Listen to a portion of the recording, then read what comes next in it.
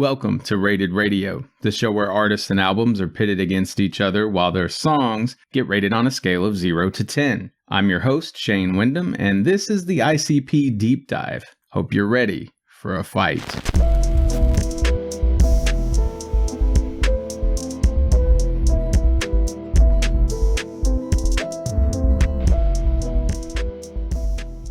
As always, I'm going to go in the release year order here. So we'll start with the album that rolled at random, and that's Fearless Fred Fury from 2019. This was my middle album. Of the 17 tracks, I thought 5 were great, and none of them got a flawless rating. My bottom track was most definitely low, and my top track was I Like It Rough. The music makes me feel like Freddy Krueger's rapping in my dreams. Next up was the hand-picked Yum Bedlam from 2021. This was my bottom album. Of the 17 tracks, I thought 1 was great, and you can bet none of them got a flawless rating. My bottom track was Heart and Soul, and my top track was The Drunk and the Addict. The music makes me feel like I'm on the wrong side of Oz after dark.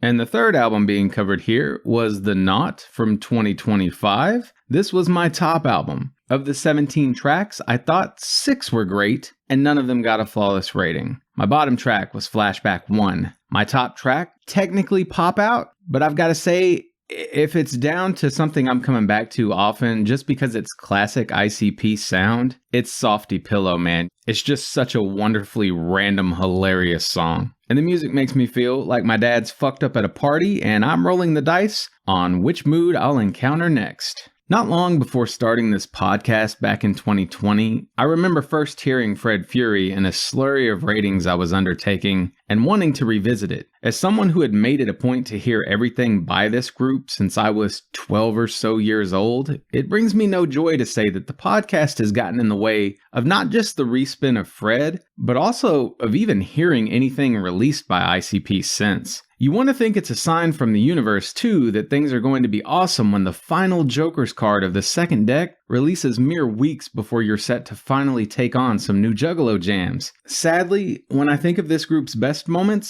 I think either of intense darkness or wacky fun, and those things weren't the majority of these 3 discs. While I definitely thought plenty of it was solid, the filler was undeniable. Fred did the best job of sticking to the theme, but started the unwelcome trend of reliance on off-key singing and trying to rework popular instrumentals. Bedlam, I'm told, is one that grows on most people, but my overall impression was a mess of half-executed ideas with modern rap flair and stylistic variety so all over the map, it fits more with the bizarre or forgotten freshness discs than it does with the Jokers. But my caveat here would be that if you really dig a Violent J's debut album, then this is probably going to appeal to you a lot. The Naught's only slightly better than Triple F, while feeling more like half of Link's 2 albums mashed up as one.